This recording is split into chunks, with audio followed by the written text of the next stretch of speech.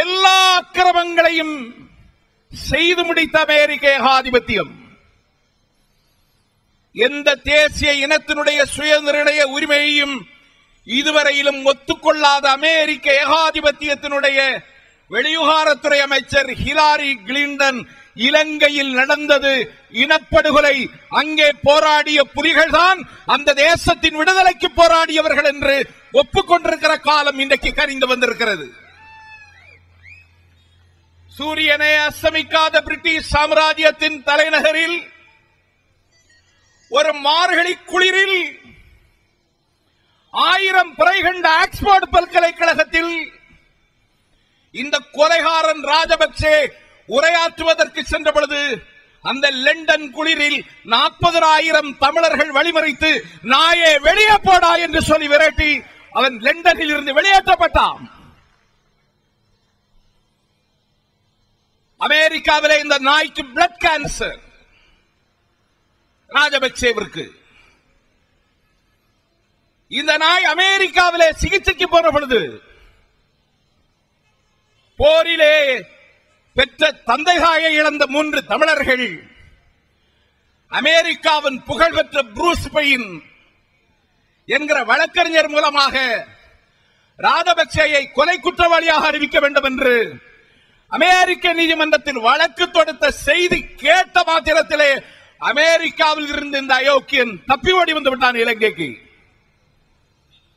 Dublin தீர்ப்பாயம் இவரை போர்க்குற்றவாளியாக இன்றைக்கு அறிவித்திருக்கிறது. எனக்கு முன்னால் உரையாற்றிய பெருமக்கள் சொன்னதை போல் ஐக்கிய நாட்டினுடைய நிபுணர் குழுவிலே அங்கம் பெற்றிருக்கிறவர்கள் தமிழ் தேசிய சிந்தனையாளர்கள் அல்ல. அதில் இடம்பெற்றிருக்கிறவர்கள் இந்தோனேஷியாவின் முன்னாள் அரசு தலைமை வழக்கறிஞர் மார்சுகி தாரிஸ்மன், தென்னாப்பிரிக்காவின் மனித உரிமை வழக்கறிஞர் யாஸ்மின் சுகா அம்மையார், அமெரிக்காவின் முன்னாள் அரசு தலைமை வழக்கறிஞர் ஸ்டீவன் ராட்னர் ஆகியோர் கொண்ட குழு இன்றைக்கு ஒரு அறிக்கையை ஐக்கிய நாட்டு சபையினுடைய பொதுச் செயலாளர் பான் கி மூன் அவர்களுக்கு அறிவித்து அந்த செய்தி இன்றைக்கு கசிந்திருக்கின்ற சூழல் தமிழ் ஈழத்திற்கான வாசல் திறக்கப்பட்டு விட்டது என்கிற நம்பிக்கையை எங்கள் நெஞ்சில் விதைத்திருக்கிறது. அந்த அறிக்கை சொல்லுகிறது, பாதுகாப்பு வலயத்தில் போனால் உயிருக்கு உத்தரவாதம் உண்டு என்று கருதி பாதுகாப்பு வலயத்தில் சிக்கிக்கொண்ட தமிழர்களின் மீது தாக்குதலை நடத்தினார்கள். அந்த அறிக்கை சொல்லுகிறது, ஐக்கிய நாட்டு மையத்தின் மீதும் உணவு வழங்கும் பகுதிகளின் மீதும் ராஜபக்சேனுடைய ராணுவம் குண்டு வீசியது.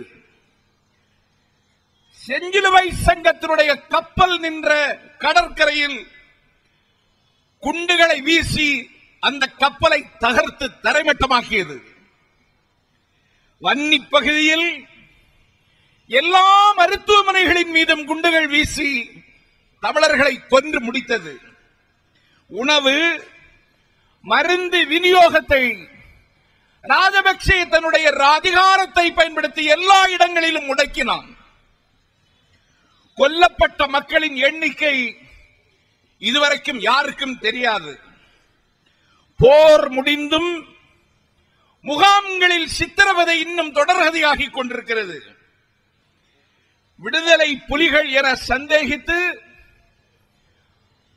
வசந்தத்தின் வீதியிலே நிற்கின்ற பல வாலிபர்களை, ஆயிரக்கணக்கான வாலிபர்களை கைது செய்து அவர்கள் ஆண்குறியை அறுத்தறிந்து பட்டப்பகலில் கொன்று முடித்திருக்கிறார்கள்.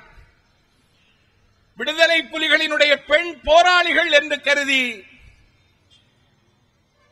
எங்கள் குல நங்கைகள் பலாத்காரம் செய்து கொண்டு முடித்திருக்கிறது இலங்கை ராணுவம். ஊடகங்கள்